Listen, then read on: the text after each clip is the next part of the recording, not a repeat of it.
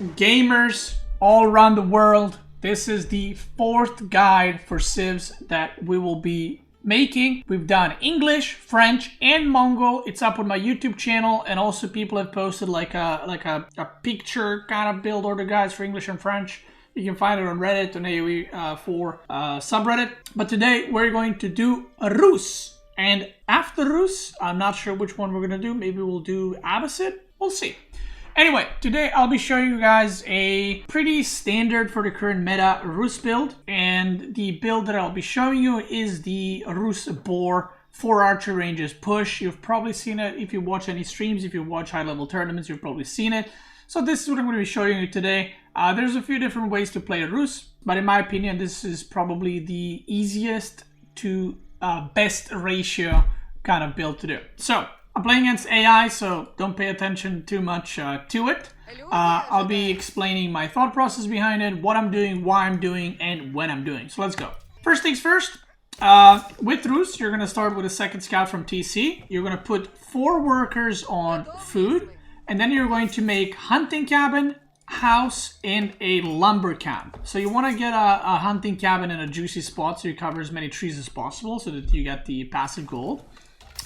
And then you want to build a house and a lumber camp, and those 2 villagers will stay on lumber.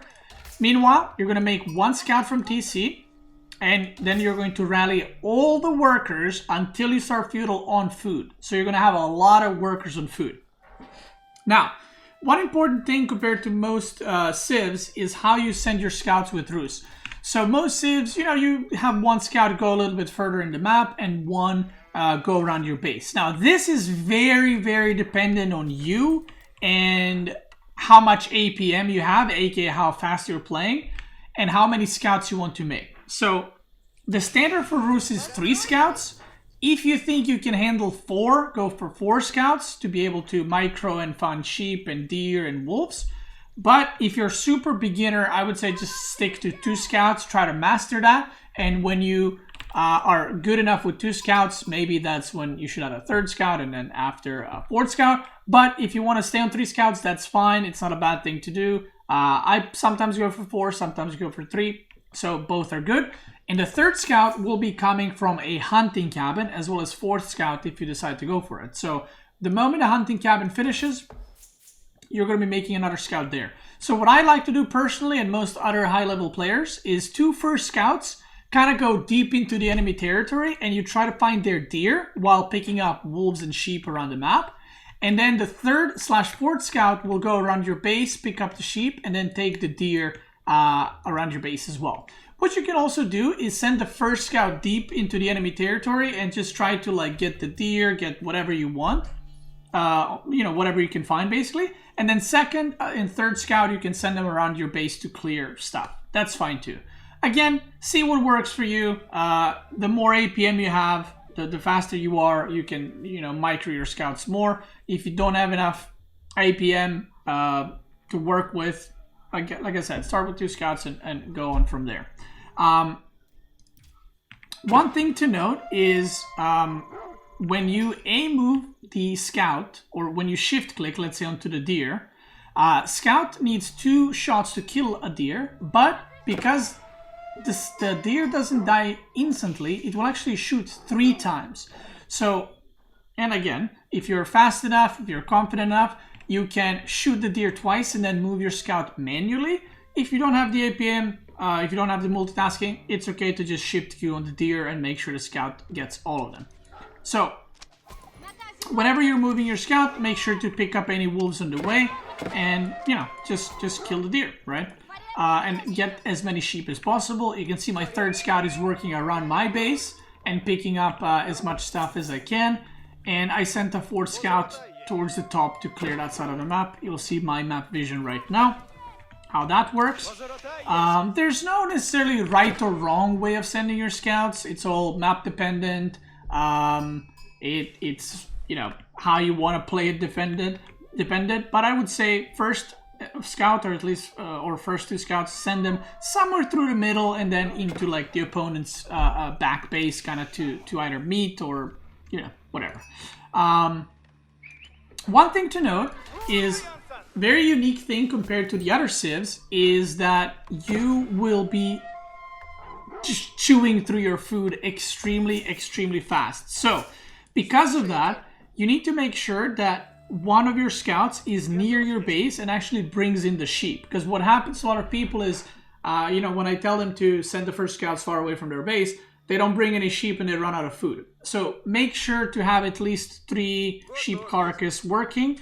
And if you don't, one of the scouts that is farther on the map, maybe send them back a little bit sooner to, you know, to make sure that you get the food and you don't run out of food, because that's the worst thing that can happen. Now, another thing to add, this is another early wheelbarrow build. And because you get so much gold from the wolves, deer, and sheep, the moment you have 50 wood after these 3 initial buildings, you're going to instantly start wheelbarrow. So that's something to note. So now that I've explained the scouting, we're going to go through the build. Eventually, when you scout the whole map and when you think you picked up all the animals that there are to pick up, what I would suggest doing is getting all 4 scouts and going across the map and harassing the enemy gold. Gold is the only resource you can harass without the TC attacking you, so it's very annoying for the opponent. And you know, you can stop their gold mining, you can force them to pull their scouts back, but then you got 4 scouts versus usually 2 scouts. So that's going to be a very nice trade for you and very annoying for the opponent. Whenever you need, whenever you have the next 50 wood, you're going to build a house so that you don't get supply blocked. And now, this is where, again, Rus is much different from other civs. You're going to, or at least this build, you're going to be building your landmark with 6 workers. So, once you build it up with 6 workers, you want to move those to a boar. And this is the boar for archer range build. So once you start the landmark with 6 workers, you will leave 4 workers on food, because that's how many you need to consistently produce workers. And you will send the rest on wood and rally on wood. The next 175 wood you will use to make a wooden fortress, which is going to enable you to get 20% extra wood to this lumber mill, which is very important. And you kind of get it, you want to get it as early as possible, right? So that you get that extra wood going. Scouts are moving across the map. I'm not going to be actually attacking the AI because it's an AI, so I'll just tell you guys what you're supposed to do, but these scouts should now go and harass the gold a little bit and be annoying. And yeah, I'm just rallying workers, continuing to get as much wood as possible. I didn't kill this one deer pack because I didn't want to get too much gold, because then that wouldn't represent a normal game. So that's why I left this deer pack, if you guys are wondering. And I also run into wolves here that I picked up earlier, and I forgot, and I didn't drag them to my TC because you know, I was talking on the stream, and there they are. So yeah, obviously every wolf you pick up, you wanna preferably drag it to your TC. But again, if you don't have the speed, if you're not quite confident, you can just kill wolves on the map with your scouts.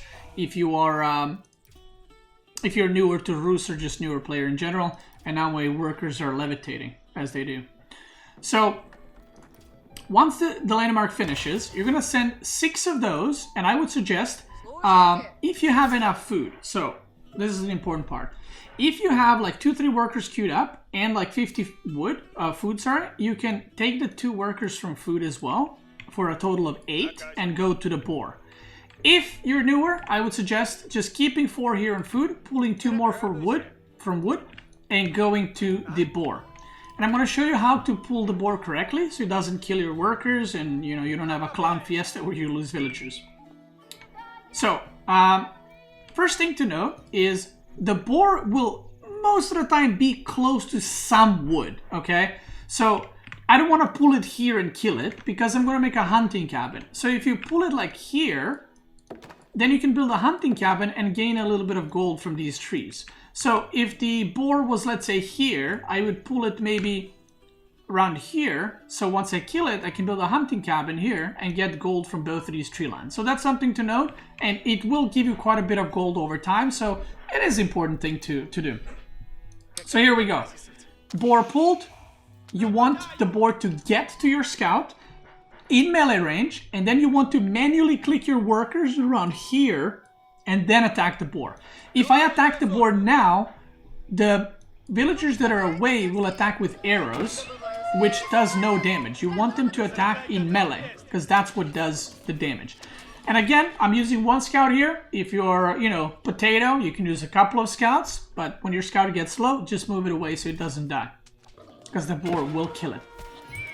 Now, if you look back in my base, I got the wooden fortress, I got 11 workers on food, and once you start gathering from the boar, so once, you have your hunting cabin and a tower here, then you can move these workers from food onto the wood. Because the boar gathering is so insane that you will have enough food with 8 workers for a while. So you won't need more.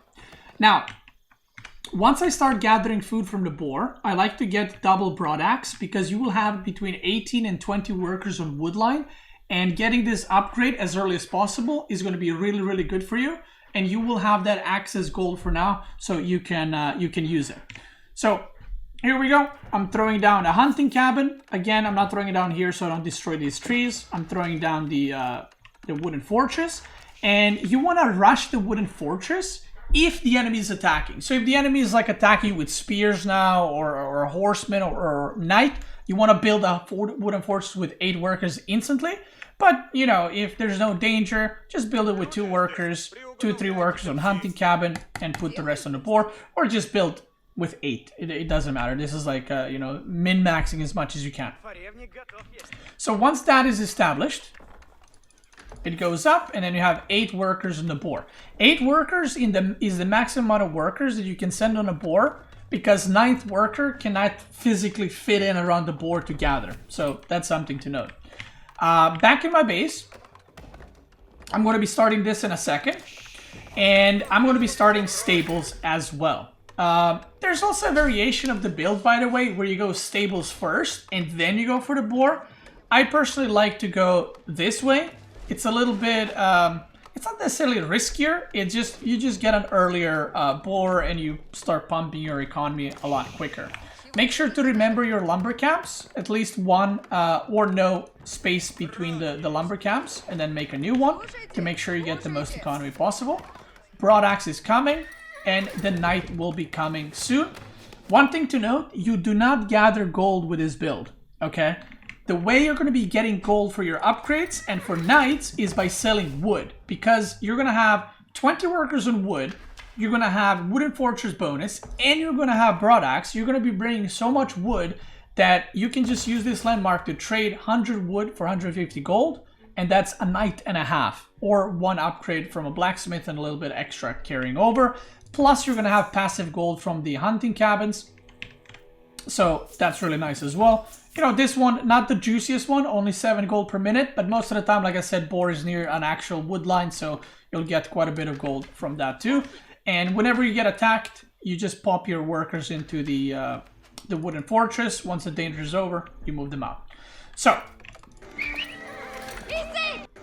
from here on out, what you want to do is you build a knight, and you kind of assess the situation. Do you want to, is your opponent attacking you? You send them the knight to defend you here, right?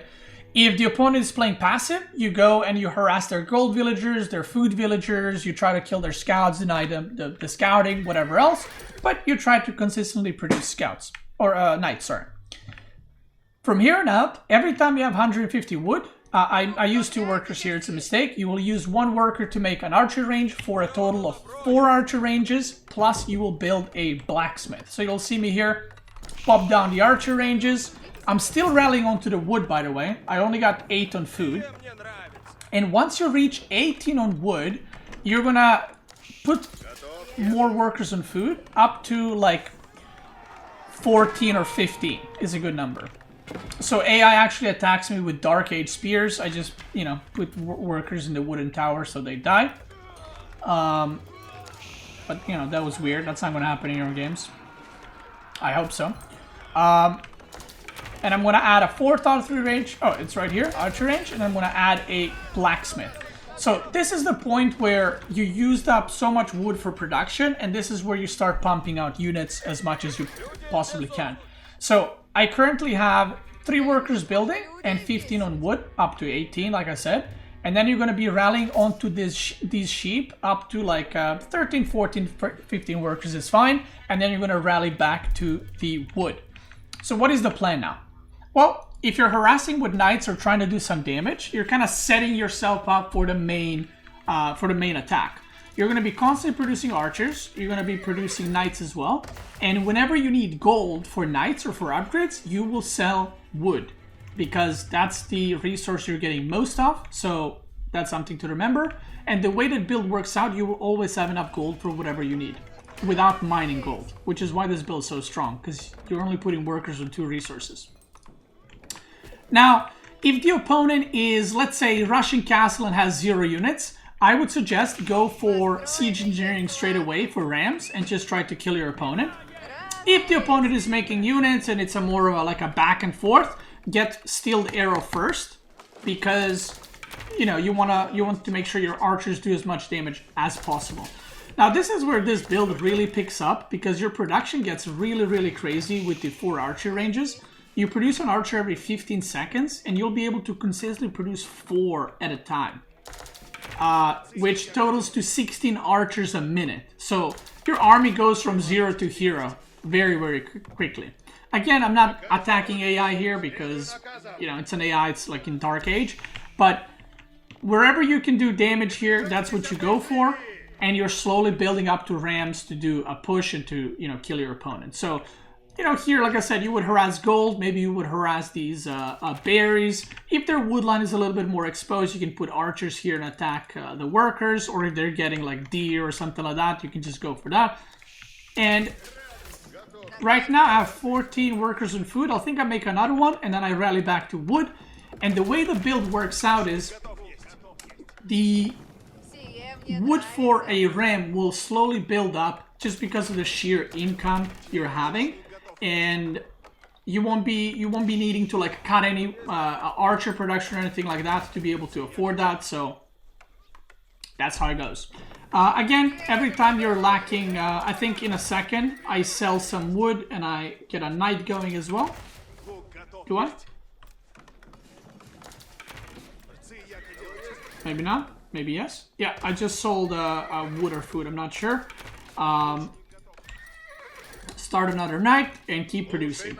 Now the reason why this is so strong is even if the opponent goes horseman, it doesn't necessarily counter it, because if the opponent goes horseman, knights destroy horsemen, right? But because of the sheer amount of archers you will have, there comes a critical number of like 40 archers where they just destroy horsemen completely. And that's what makes this build extremely strong. Not to mention you take the whole map control. So you can take all the food resources on the map and opponent is just struggling to keep up. I've also had games where the opponent did get a castle and got men-at-arms, and I just killed his men-at-arms with like 50 archers and I was one-shotting men-at-arms because he can't keep up the production like the Rus can. Eventually, if you want to transition to castle, what I would suggest doing is pull like 10 workers from wood onto the gold and pull like 10 to another food source, and you'll be able to transition to castle super quick. Like in like a minute, you'll have enough resources to transition to castle. Now, there's a few different options you can do. So the Rus build is pretty much the same for every build you want to do with the boar until the point where you build stables. What you can do is you can actually skip all production buildings and go instantly castle without any production whatsoever. And it would require you to only put like 5 workers on wood and the rest you put on like a gold and food. And that way you get like 6 gold income from boar and you go castle. Or instead of getting this stables, you can buy 300 stone and go second TC. Both of those are viable, rushing castle or the second TC. But in my opinion, the easiest thing and probably the strongest thing is to do this build, and you will be getting a lot of wins and a lot of people will be molding at you that you're hacking because you're producing too many units. If the opponent is going for archers himself, make sure to get iron undermash so you can get that range damage bonus as well. One thing to note is, remember, whenever you're doing a ram push, you don't have to kill the TC. You know, you can kill the houses, you can kill the production buildings, and over time, because you're building so many units, you're just going to be able to overpower your opponent. So don't just head slam into a TC and, you know, throw the game potentially, but just get save damage. Any damage is better than potentially losing the game. A lot of people, when I do these guides, ask me, how do you counter this? Well, I can't tell you that because every civ has a different response. So it would be like an extra hour video for me to respond how the 8 civs respond to this. Because this, at the end, this is a build order guide for the Rus and not build order guide for others how to counter this, because there's a lot of intricacies, map spawns that go into it. So it's hard to be like, just make this and you win. That's not, if that's how the game worked, everyone would be you know, the best rank possible. This is the general guide against civs that have early knights, which are French and Rus, by the way. You want to be careful to not make pure archers. Like if you're playing against French and they're going for stables or double or triple stables, you want to actually go for more stables yourself. But if they're going for you know, knight spearman or knight archer, it's okay to do this. But if they're adding more stable, you probably in general want to go for stables yourself and just mass produce knights.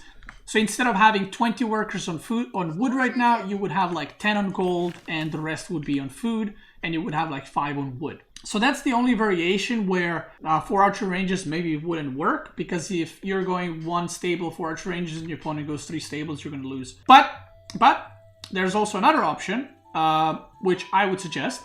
If you're playing against civs that mass knights, so let's say you're playing against French and you open with 4 archer ranges like this, and they're going mass stables, what you can do is just add triple barracks and then just transition to mass spearmen. That works as well. And I think that's probably the easier version as well, because adding more stables and going for mass knights is like a completely different build order. So I would probably suggest just stick to 4 archer ranges. If you see many knights or many horsemen, you can just add barracks and go for spears. Make sure to get at least 250 bounty. Don't expect to get 500 bounty with Rus every game. It ain't gonna work. But yeah, let me know if you enjoyed the build. I'm sure someone's gonna make the picture thing and post it on Reddit. So if you want a more visual build order that I just went through, it's probably gonna be up on Reddit. For watching on YouTube, thank you for watching. The next build will probably be Abbasids. If you're watching on Twitch, let's keep going.